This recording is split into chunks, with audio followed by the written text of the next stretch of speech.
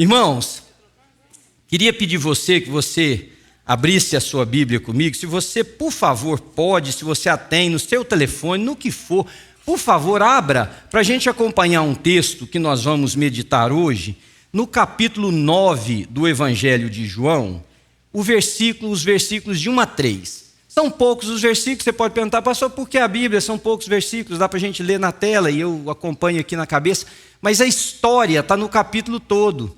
Então eu vou fazer referência a outros versículos que eu queria que você desse uma olhada.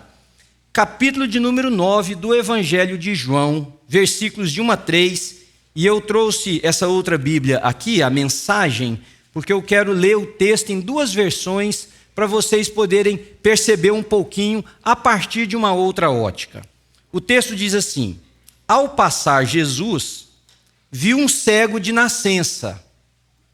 Presta atenção. Jesus está com seus discípulos, estão passando perto, viram um cego de nascença.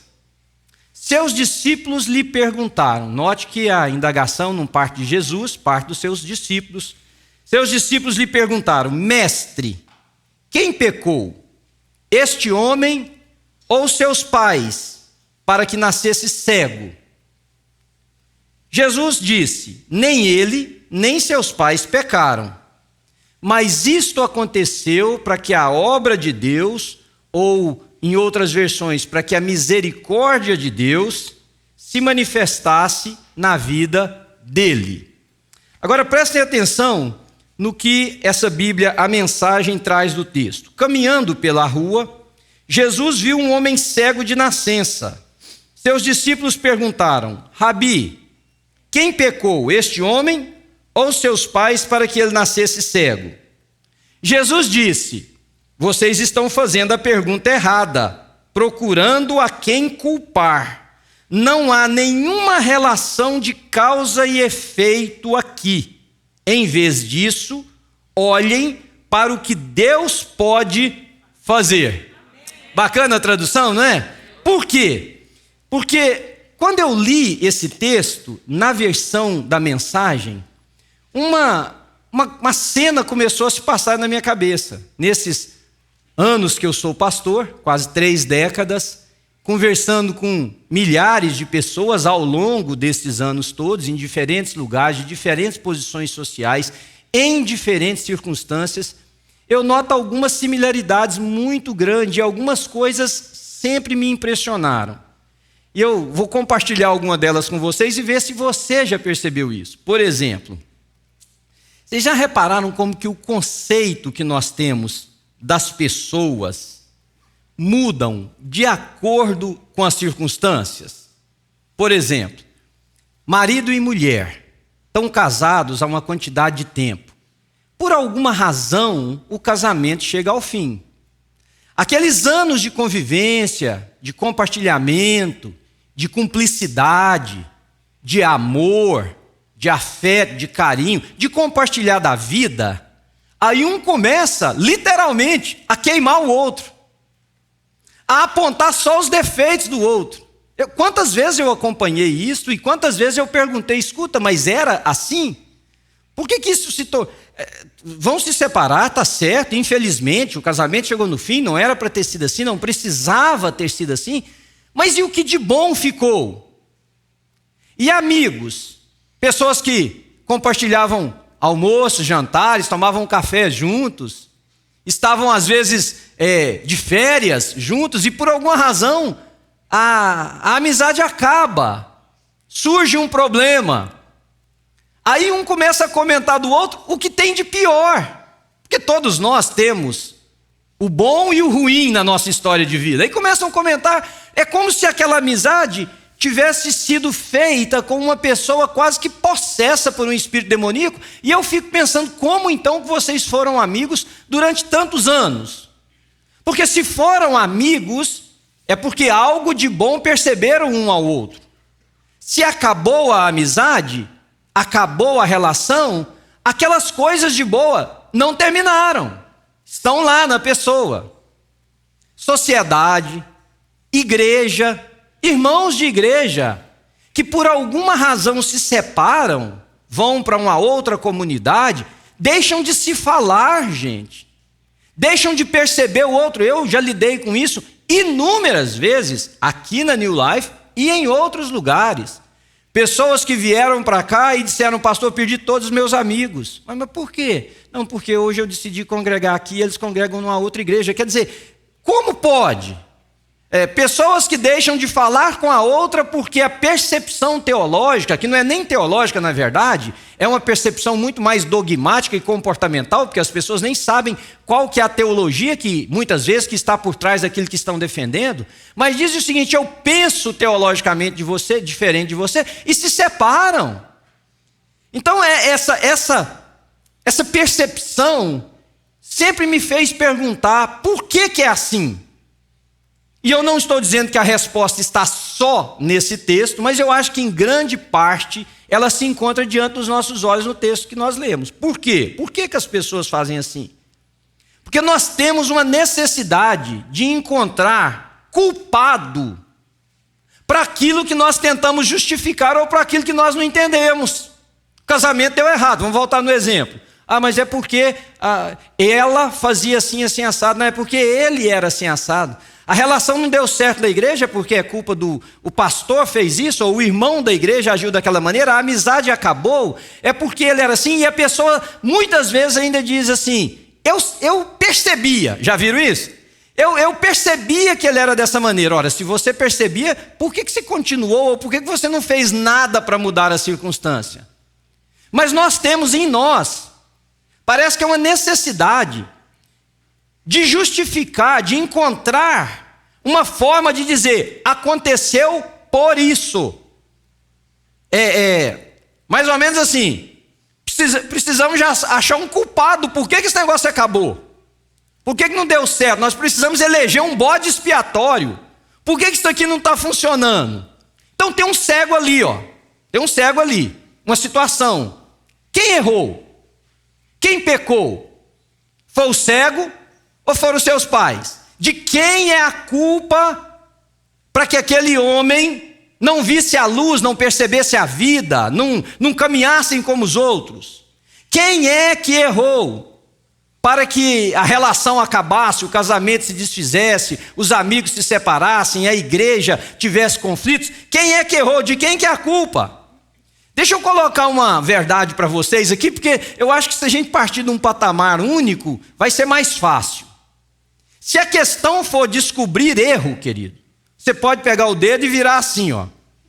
Se a questão for descobrir quem errou na vida, se a questão for descobrir quem chuta fora, se a questão for descobrir em quem há falta, a Bíblia diz em Romanos capítulo 3, todos nós pecamos e carecemos da misericórdia de Deus. Quando a gente lê o texto, fica parecendo um texto de piedade até, porque nós erramos e precisamos da misericórdia de Deus. O que o texto está querendo dizer é que todos nós temos uma falta inerente. Todos nós temos um buraco.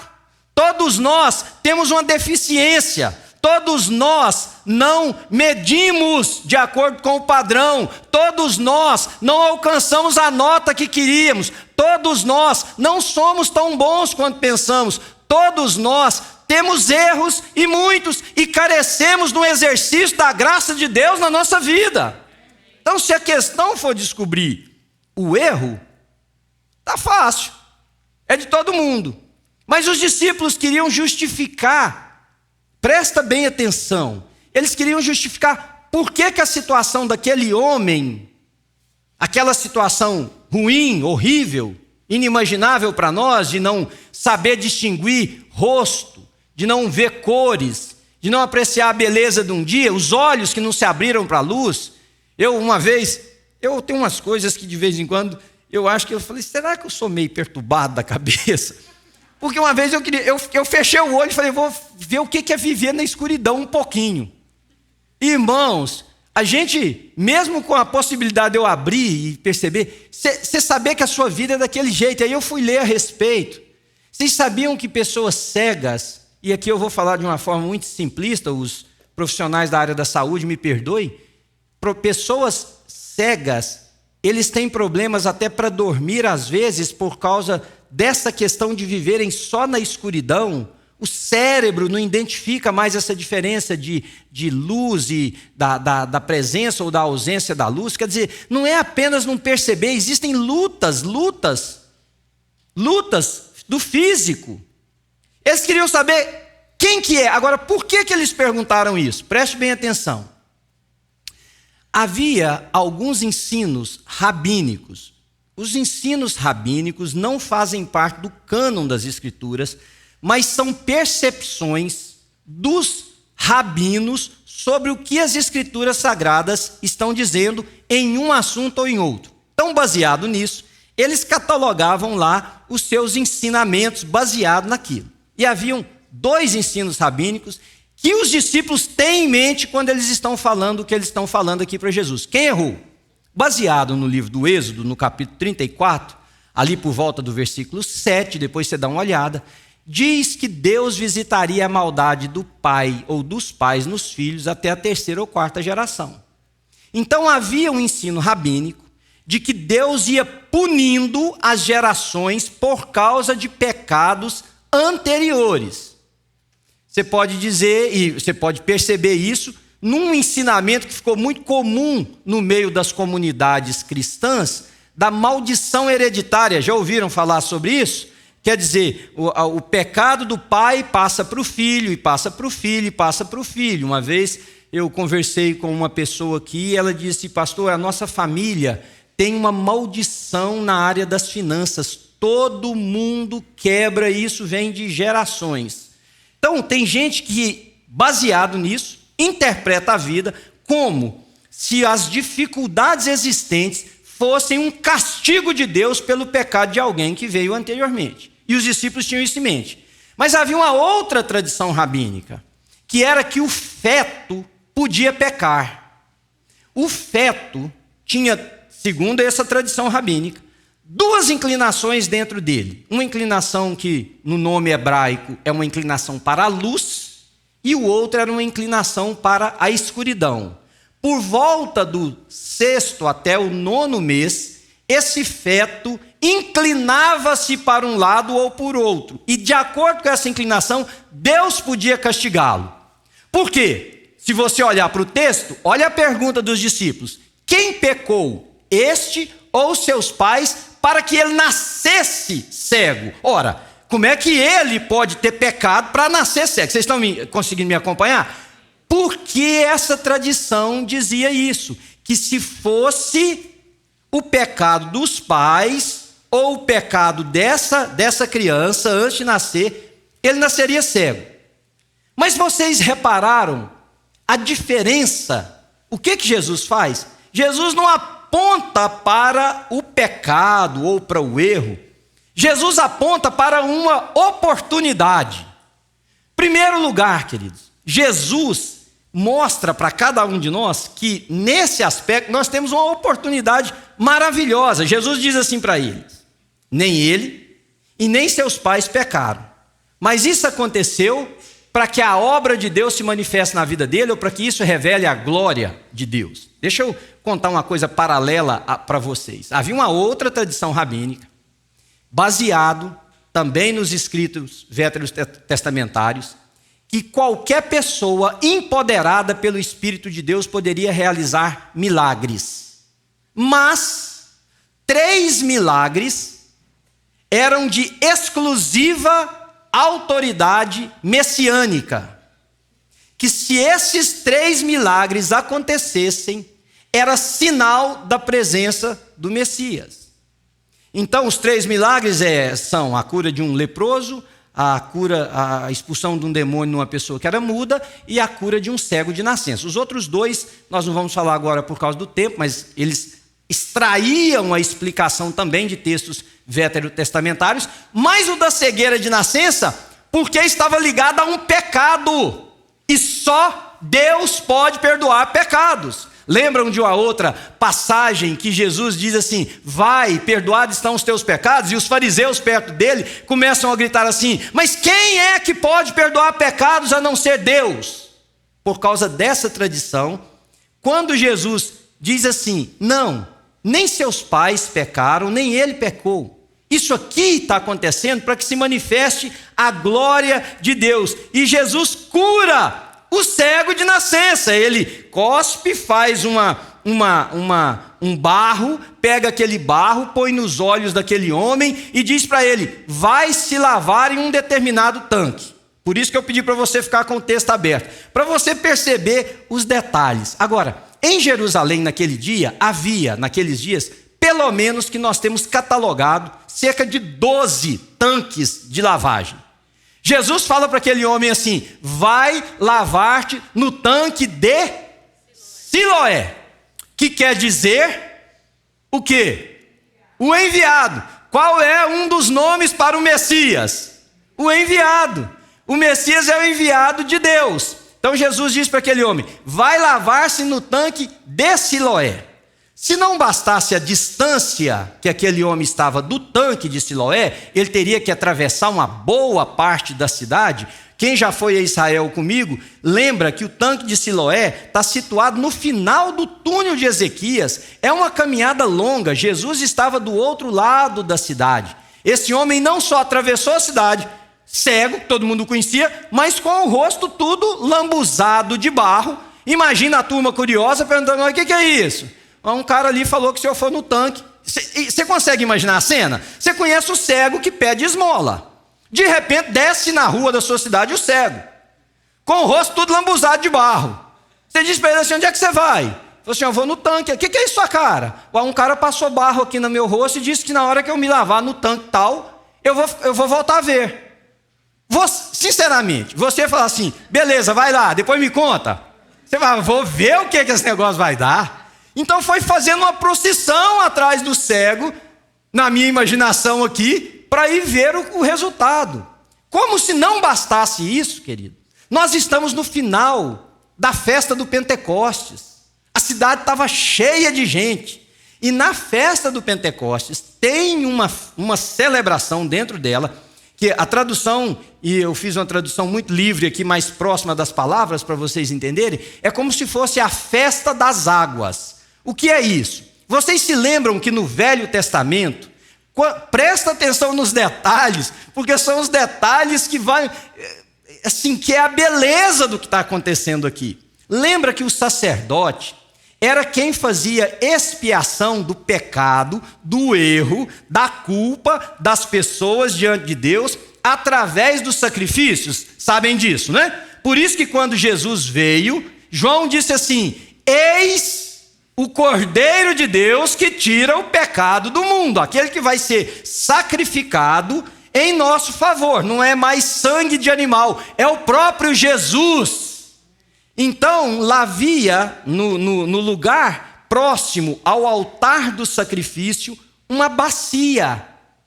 Uma bacia. Para você entender, você já viu aqui na redondeza alguma casa que no jardim tem um pedestal, e naquele pedestal tem uma bacia assim, o pessoal deixa para passarinho beber água? Foi aquela bacia. Era mais ou menos aquilo ali, só que mais funda.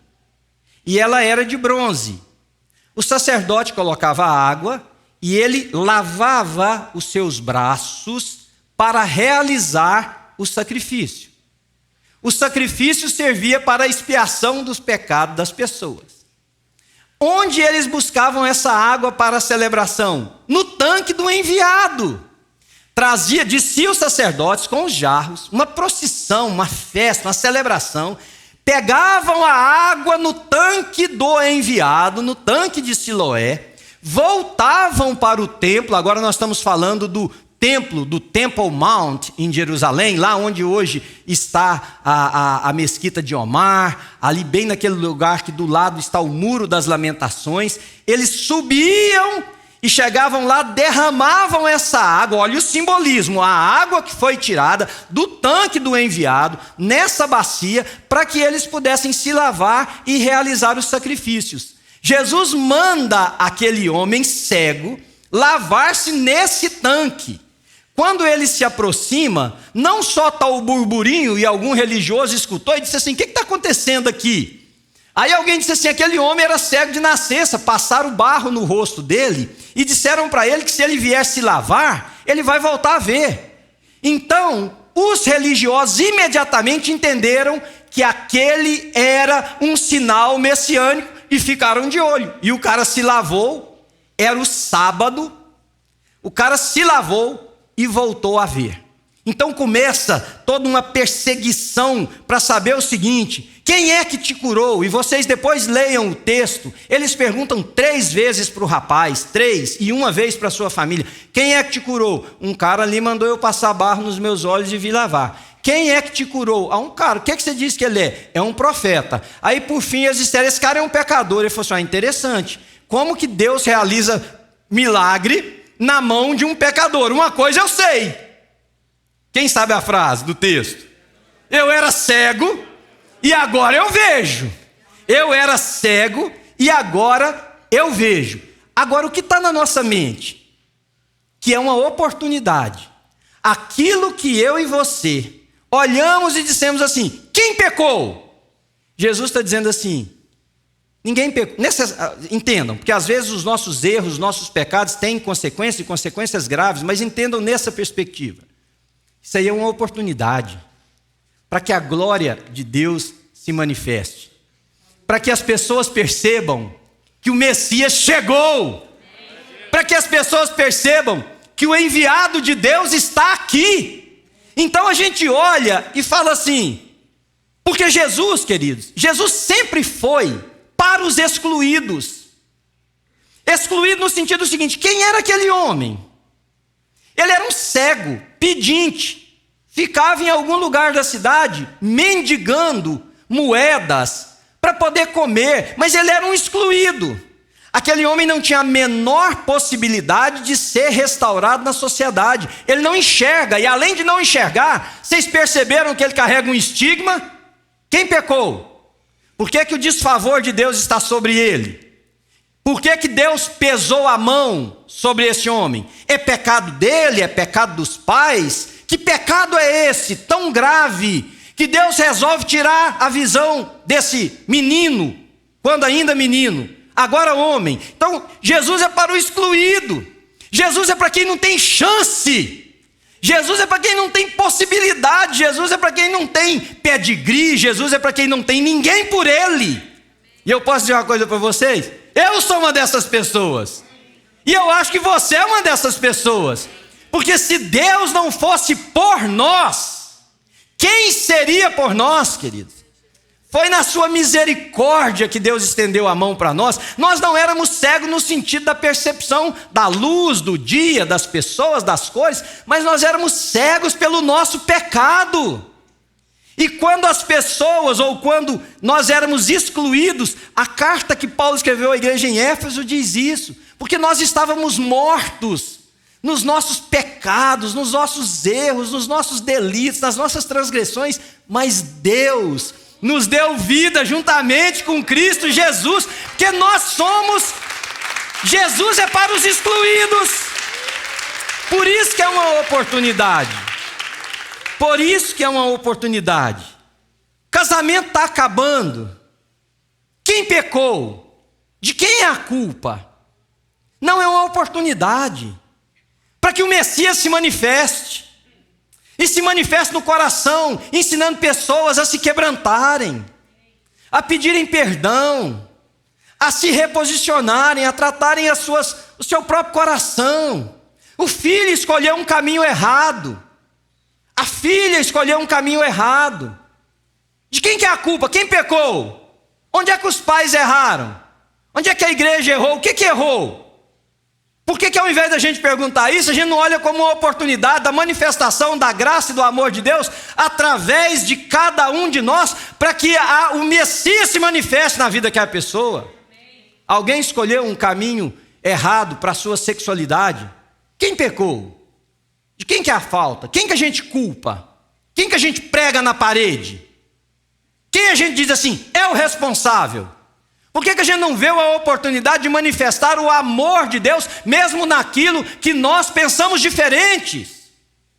Aqui nessa igreja tem, e um dia, eu devia ter feito isso essa semana, mas um dia eu ainda vou pedir autorização aos pais, pelo menos de 2, para mostrar para vocês crianças que não eram para estar aqui com a gente.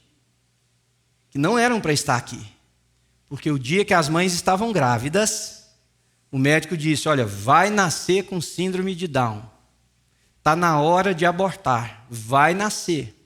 Não sabemos que nível vai nascer. Eu participei de vários desses processos. E todos eu disse a mesma coisa. E se for? Deixa de ser seu filho, sua filha?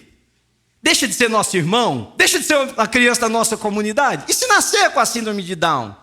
Você está dizendo que você prefere uma criança certinha, arrumadinha?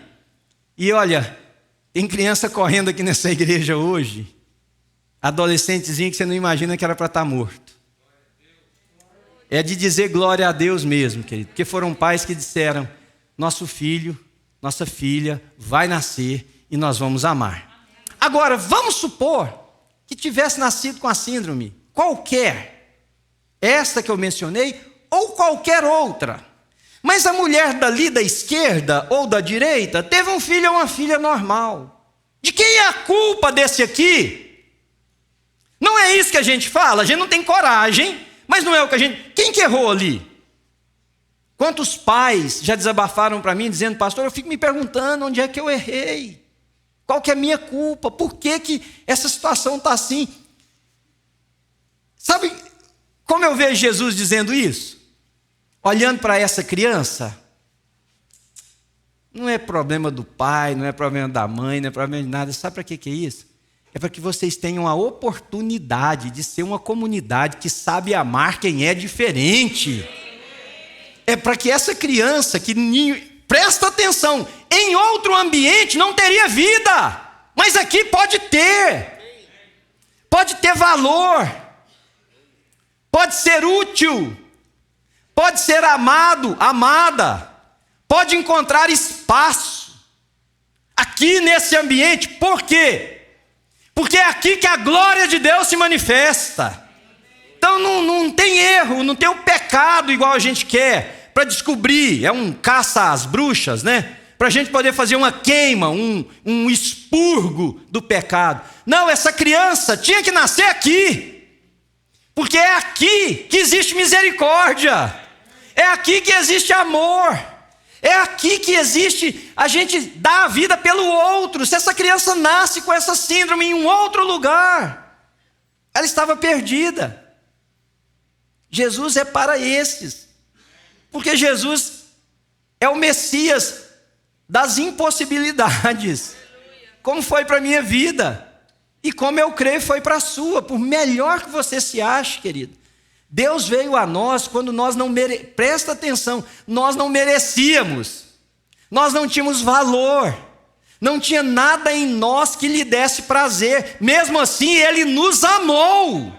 E amou tanto que deu seu Filho para que eu e você não morrêssemos, mas nós pudéssemos usufruir da vida eterna que há em Cristo Jesus. Amém. Então é oportunidade.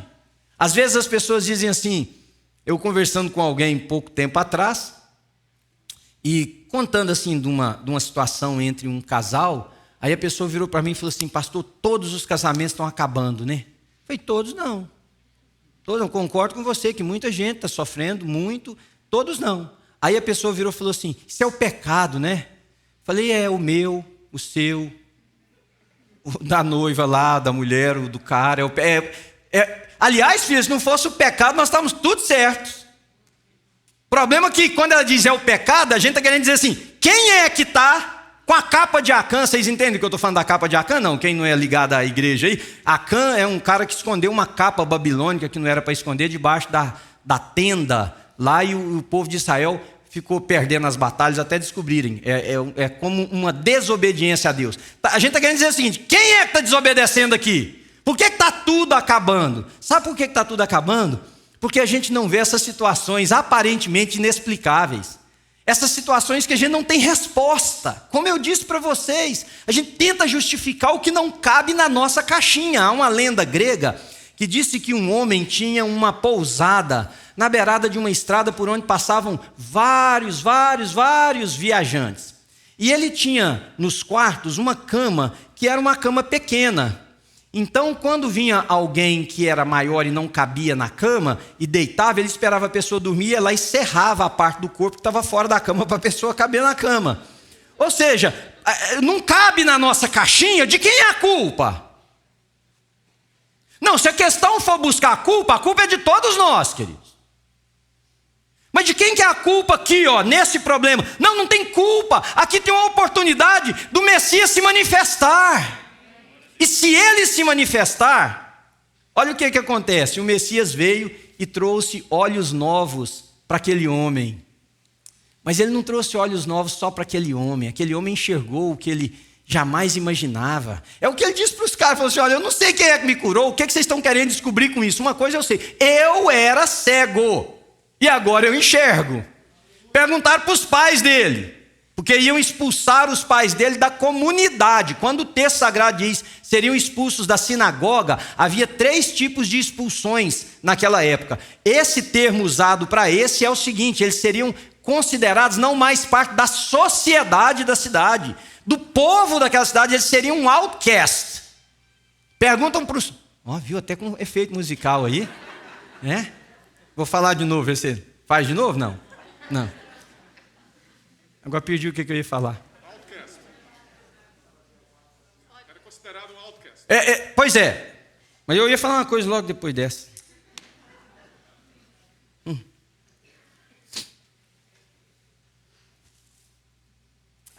Lembrei. Iam perguntar para os pais. Vocês são o pai dele, ele nasceu cego? Nasceu cego.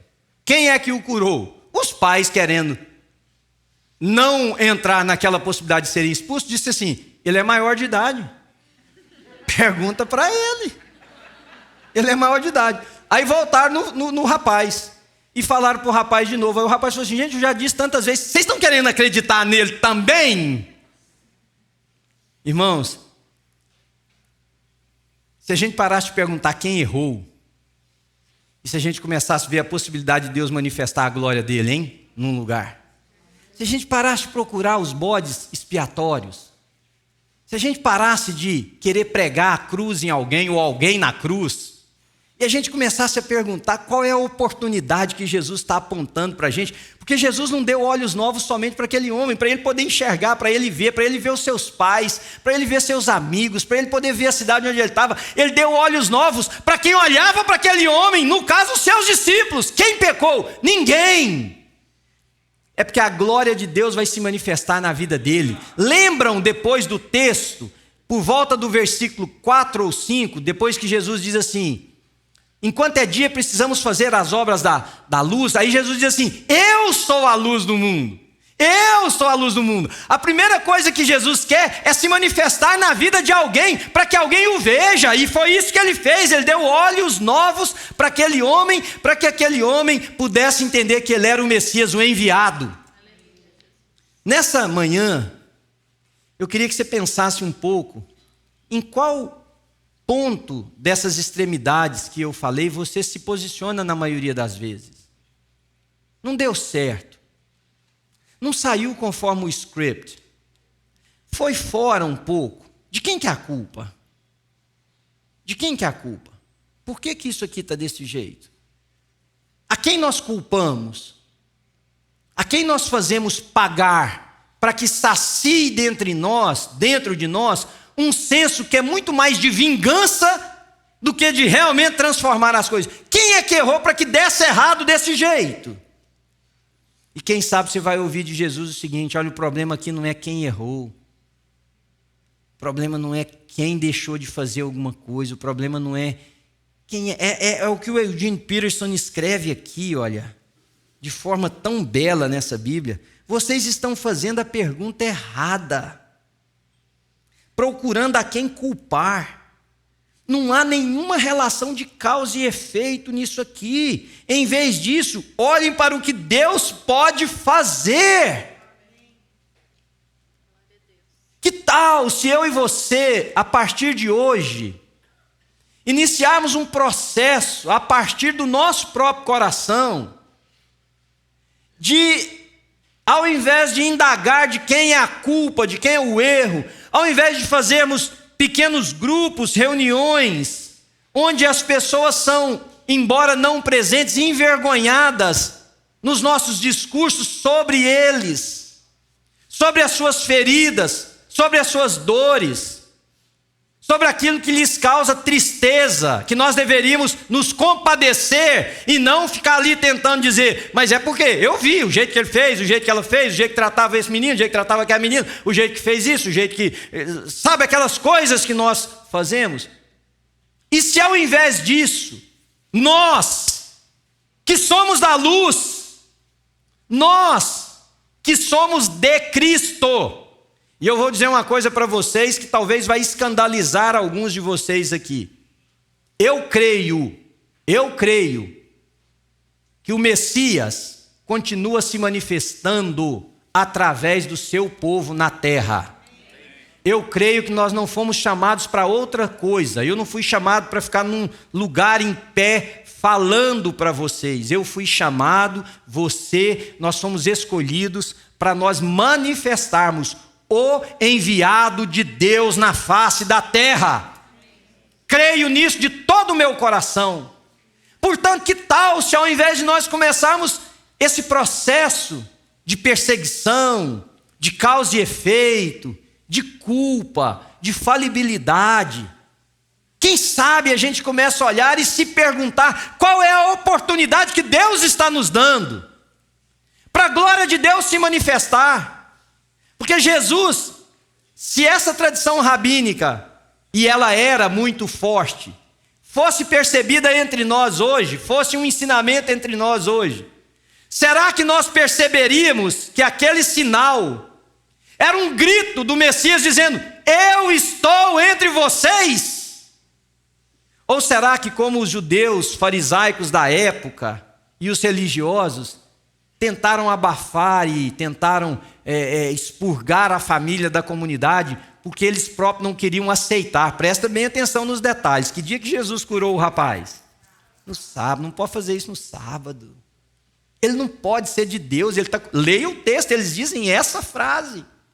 Ele não pode ser de Deus, ele está fazendo isso no sábado. É o Deus manietado, enquadrado, enjaulado na nossa compreensão dele. Vocês já imaginaram isso?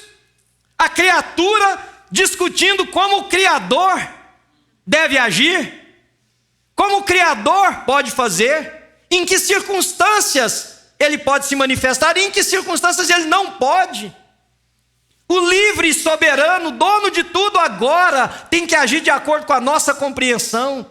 Que tal se a partir dessa manhã a gente olhasse para esse texto e começasse a nos perguntar, como é que eu, o enviado de Deus, posso trazer a glória de Deus para essa situação? Pai, quero falar para você, que às vezes luta com um filho, com uma filha, seja em que circunstância for, ao invés de você ficar se atormentando com uma sequência inacabável de perguntas do que você fez, do que você não fez, qual botão que você não apertou, que tanto de dinheiro que você não deu, qual reunião que você faltou, seja lá o que for, de onde é que vem essa peste, essa praga, essa maldição hereditária que você falou aí e tal. Por que você não pergunta assim, como é que eu manifesto a glória de Deus nessa vida? Como é que eu manifesto a glória de Deus nessa casa? Marido, mulher, que às vezes a situação está tão difícil e vocês já não encontram mais uma possibilidade de que esse negócio vai dar certo. Por que ao invés de perguntar a culpa de um do outro, você não se vê como o enviado de Deus para esta relação e se pergunta, como que eu trago a glória de Deus para isso aqui? Por que nós como comunidade não começamos a perguntar como é que a gente traz a glória de Deus? Porque as nossas respostas simplistas, queridos, não estão resolvendo mais o problema. Não estão mais resolvendo o problema. A gente culpa um, culpa dois, culpa 1000. Mas tem uma hora que a gente percebe que não adianta ficar culpando. E se nós então resolvêssemos manifestar a glória de Deus nessas vidas? Nesses ambientes, nesses lugares. O que aconteceu com aquele homem? Ele testemunhou do milagre de Jesus. Ele testemunhou para toda uma cidade que o Messias vem para aqueles que mais ninguém querem. Que o Messias salva, que o Messias transforma e que o Messias vem tirar algo, ou uma coisa, ou algo dos nossos ombros que só Ele pode fazer. Deixa perto de mim aqui, esse peso que vocês carregam nos ombros e pega o meu fardo, que é leve, que é suave. Vocês não estão conseguindo, Jesus disse em Mateus capítulo de número 11. Vocês estão parecendo um navio que vai afundar. Vocês não estão conseguindo carregar esse peso. Vocês não estão conseguindo mais lidar com a situação a partir dessa perspectiva que vocês criaram. Por que vocês não mudam? E eu acho que duas coisas vão acontecer. Uma é uma saúde espiritual, emocional e física, pessoal. Porque tirar um fardo do ombro, olha, meu ombro ainda está bem dolorido. Na hora que eu peguei o Luca, eu senti uma dor muito forte. Mas da hora que eu entreguei o Luca para o pai dele, já passou, melhorou. A gente tira aquele fardo. Isso é a nível pessoal. Mas você já pensou no bem que você pode causar para uma mãe que todo dia vem com o filhinho dela numa cadeira de rodas, todo torto por uma síndrome qualquer, pensando, onde é que eu errei? Por que Deus me castigou? Um pai pensando assim, por que não deu? Um pai, uma mãe que vê um filho, uma filha se distanciar e, seja por que razão, fala assim, o que eu fiz? Eu amei, onde é que está o erro? Você já imaginou você chegar perto de um pai desse, uma mãe, abraçar e dizer assim, o negócio aqui não é quem errou. Está tudo errado nesse mundo. Está tudo errado. O negócio está de ponta cabeça. Mas Deus pode manifestar a glória dEle, a presença dEle, a misericórdia dEle. Eu vou terminar contando para vocês uma história, que essa história marcou minha vida de uma maneira. Eu já contei aqui, para quem convive comigo na New Life, já deve ter ouvido pelo menos 2 vezes essa história. Eu ouvi essa história do Dr. Rick Warren, num curso uma vez que eu estava fazendo. Ele disse que quando a Saddleback Church já era uma igreja relativamente grande, toda vez que vinha um visitante, de primeira vez, o pessoal da recepção pegava o nome daquela pessoa e mandava um postcard, um cartãozinho em nome da igreja, olha, obrigado por você ter nos visitado e tal, convidando. E ele assinava os cartões até uma certa época pessoalmente, porque depois a igreja tomou uma proporção que não dava mais, eles fizeram uma assinatura eletrônica, alguma coisa assim. Mas quando a mulher pegou o cartão, uma das mulheres que trabalhavam nisso, pegou o endereço, vocês já perceberam que as ruas aqui têm o mesmo nome em muitas cidades? Por exemplo, vamos usar uma coisa bem típica, tem a Main Street aqui, mas tem a Main Street everywhere. Vamos supor que fosse Main Street. A mulher morava no número 35 da Main Street, da cidade tal, com o zip code tal. Mandaram a carta. Quando chegou lá, na casa, a mulher que recebeu viu que o zip code estava certo, mas o nome da cidade estava errado, era a cidade vizinha. Por alguma razão, o correio escaneou só o zip code e o nome da cidade passou. Aí ela podia ter pegado aquilo e botado na caixa do correio, certo? De quem que é a culpa? É de quem escreveu errado. De quem é a culpa? É daquela igreja que não é atenciosa com seus visitantes. De quem é a culpa? Veio errado. Ela podia ter jogado na lata do lixo. Ela disse assim, e se eu ouvi o testemunho, ela disse assim, a cidade não é longe. A mulher não era cristã. A mulher não era cristã nesse dia.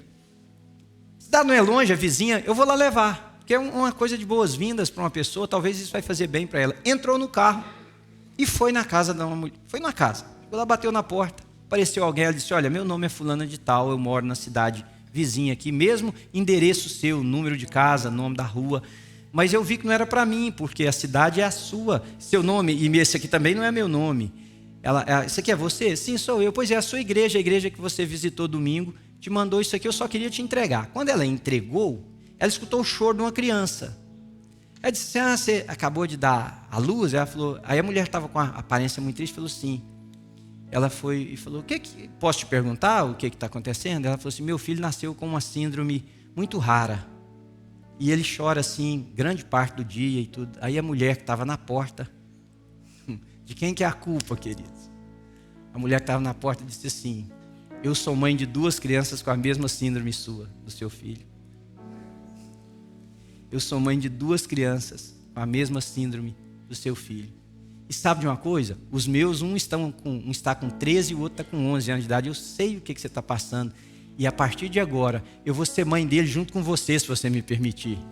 Eu venho aqui, eu vou te ensinar o que eu aprendi, eu vou te ensinar os lugares que tem recursos, eu vou te ensinar os médicos que eu fui. E quando eu sei que você vai ficar muito cansado, e quando você estiver assim, que não aguenta mais, me liga, me chama, eu venho para cá. E quando você precisar de uma noite com o seu marido, fale comigo, eu venho cuidar dele. Nós vamos ser 2 mães de um filho só. E eu ouvi o testemunho das 2. A outra que visitou a igreja se tornou cristã e essa se tornou cristã. Mas ela já manifestou o Messias antes de ser entre nós, aos nossos olhos, cristã. Quem é que errou, querido? Eu errei. Quem que errou? Eu errei. Quem que errou para não dar certo? Eu. Mas o Messias é para quem? E ele se manifestou na minha vida, manifestou na sua, para que nós nos manifestássemos na vida dos outros. Entende o que eu estou dizendo? Menina ficou grávida ali, ó, não casou. Quem errou? Todo mundo aqui errou. Mas nós não precisamos continuar errando. Nós podemos abraçar essa menina. Essa criança pode ter vários pais, tios, avós, mães. Quem que errou? Está tudo errado nesse mundo. Está tudo errado. Mas no meio de tanto erro, nós podemos manifestar a presença do Messias, do ungido. Podemos?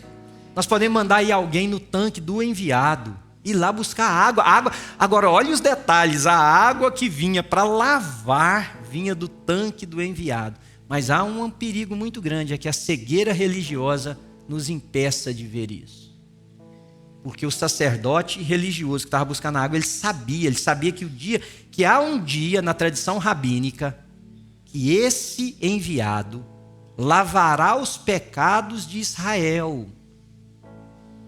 Converterá o coração dos pais aos filhos e dos filhos aos pais. Vai lavar. Ele estava buscando a água simbólica, dizendo, um dia isto vai acontecer. Abre os seus olhos um minuto, querido. O cara era da religião.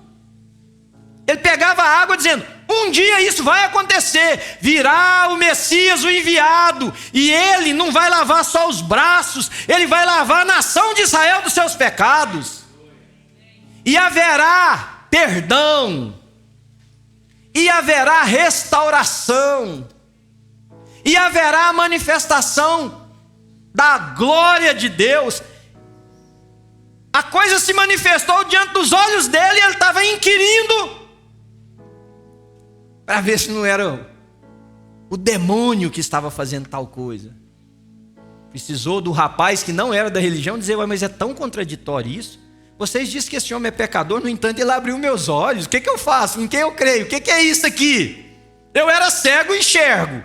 Eu falei que o cara é profeta, vocês disseram que ele é um pecador, porque senão ele não fazia no sábado. Mas vocês não dizem na tradição de vocês que só o Messias pode fazer isso? Só o Messias pode fazer certas coisas em nós. E quando isso se manifesta, querido, alguém vai dizer, o Messias chegou. E a minha casa precisa que o Messias chegue.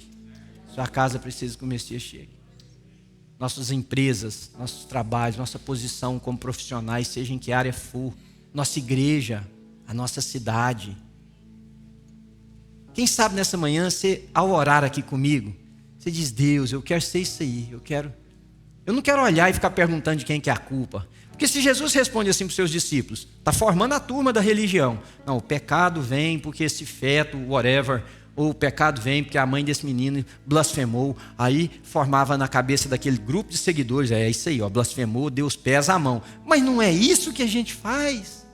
Então Jesus já corta isso nos seus discípulos, dizendo que está fazendo a pergunta errada. Pergunta o seguinte: como é que nessa calamidade Deus pode manifestar a glória dele? E talvez vai ser exatamente através da minha e através da sua vida. Você pensa um pouquinho comigo sobre isso? Nós cantamos uma canção aqui, que o chefe Tiago ministrou por último. Deus vai fazer o quê? Mas diz assim a canção. Põe a letra dela, se tiver possibilidade. Vem, desperta o teu povo, desperta a nação, um Deus de avivamento. O avivamento que às vezes a gente imagina são manifestações externas de euforia ou do que foi, nada é de errado com isso. Mas por que esse avivamento não é também para despertar quem eu e você, qual que é o nosso propósito como filhos de Deus? Mas não diz que ele iluminará? Como é que é a parte, Carol? Na escuridão. É?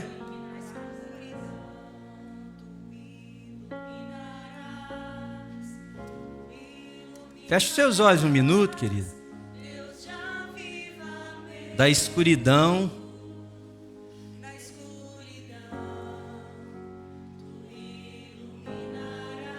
Escuridão do casamento. Desse filho, dessa filha. Das relações. Isso é avivamento, é Deus trazer luz. Oh, Jesus.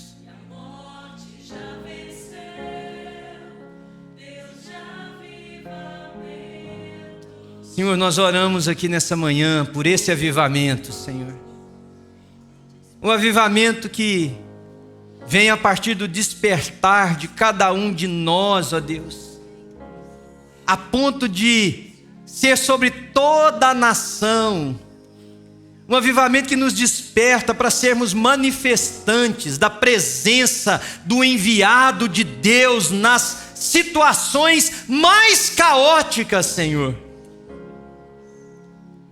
O Senhor vai dissipar trevas de medo, trevas de dúvidas, trevas de não pertencer, trevas de solidão, porque o Senhor vai colocar pessoas como cada um de nós que está aqui nessa manhã, perguntando o seguinte: como é que eu posso manifestar a glória de Deus nesse lugar?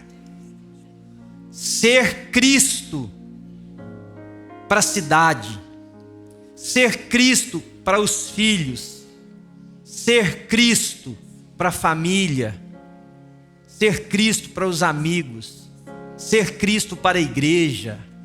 Pai, eu oro com os meus irmãos nessa manhã, muda essa mentalidade nossa, Senhor. Muda essa mentalidade religiosa, de causa e efeito, de castigo e culpa, de punição, de expiação, através de punição. Pai, livra-nos de perceber a vida a partir dessa ótica.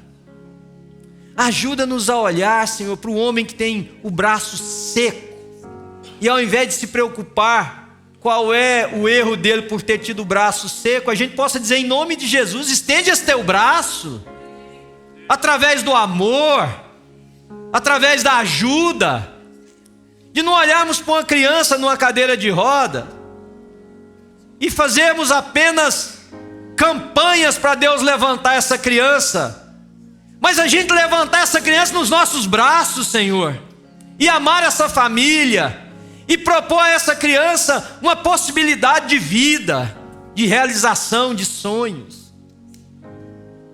Senhor Jesus, ajuda-nos a colocar barro nos olhos das pessoas, de lavá-los para que eles vejam, mas faz isso primeiro conosco, Senhor. Dá olhos novos a cada um de nós, Senhor, em nome de Jesus. Olhos novos a cada um de nós. Por misericórdia, nós te clamamos e nós pedimos ao Senhor nessa manhã. Que essa canção não seja cantada somente na segunda e terceira pessoa do singular, mas na primeira. Que eu seja iluminado, que eu veja, que o Senhor dissipe as trevas minhas, que o Senhor me permita perceber de outra maneira. Senhor, se o Senhor fizer isso aqui no nosso meio, as pessoas vão entender, o Messias chegou. O enviado de Deus está presente. Se você puder, um minuto, você fica de pé comigo, só para a gente orar juntos. Eu queria te pedir, se você puder colocar a mão no seu coração, numa forma de percepção, de análise.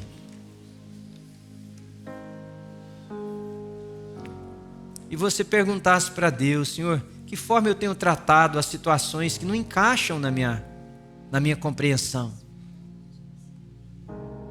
Que forma eu tenho buscado alternativas para dar validade àquilo que não faz sentido?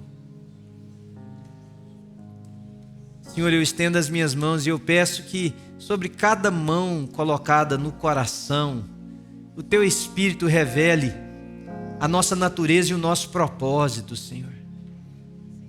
Somos Teus filhos, somos a comunidade do Senhor na face da terra.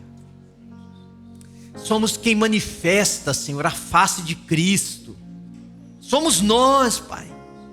Que cada pessoa com essa mão no coração entenda: eu preciso dissipar trevas, eu preciso manifestar a presença de Cristo, eu preciso dar olhos novos.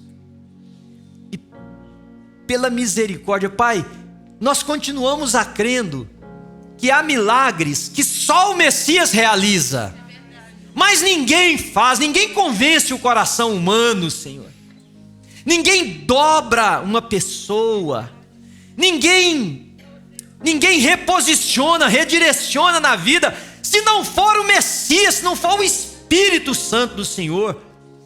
Continuamos a crer na incapacidade humana de salvar alguém, Senhor. Nós podemos ser instrumentos. Por isso é que eu clamo ao Senhor nesse momento, a Deus, que o Senhor faça aquilo que eu e ninguém jamais podemos fazer. Mas o Senhor é o Deus de avivamento. O Senhor é o Deus dos impossíveis. O Senhor é o Deus dos disfranchised. O Senhor é o Deus dos castas. O Senhor é o Deus dos párias. O Senhor é o Deus daquele que mais ninguém quer, dos desfavorecidos, Deus, em nome de Jesus, obrigado pelas Tuas palavras aqui nessa manhã, Senhor. Obrigado pelas palavras do Messias, do enviado. E que a partir de hoje, Senhor, a nossa comunidade chamada New Life não faça mais a pergunta errada. Não viva mais por uma relação de causa e efeito, de consequências e sintomas, mas que a gente viva e faça a seguinte pergunta: Senhor, onde é que nessa sintomática toda aí eu entro para manifestar a glória do Senhor? Irmãos queridos, filhos de Deus, que o Senhor nos abençoe e nos guarde. Que o Senhor levante o seu rosto sobre nós, tenha misericórdia de nós, sobre nós Ele levante a sua face, porque o grande amor de Deus, o Pai, foi manifestado na graça de Jesus ali na cruz do Calvário, e que a comunhão e a consolação do Espírito Santo de Deus seja sobre nós, irmãos, sobre nós, sobre todo o povo de Deus na face da terra, sobre a cidade. Nós oramos pela paz na cidade, pelo bem da cidade, das famílias. Não somente hoje, mas até o dia em que a manifestação final, definitiva do Messias acontecerá. Todo olho verá, todo joelho se dobrará, e nós estaremos no meio daqueles que vão dizer: só Deus é o Senhor, Só Deus é o Senhor. Que o Senhor te dê um bom domingo. Que o Senhor te abençoe com a revelação da palavra dele no seu coração. Que Deus te dê olhos semelhantes ao de Cristo, palavras semelhantes às de Jesus, ações semelhantes às de Jesus, pois é no nome dele que nós oramos. Você diz amém?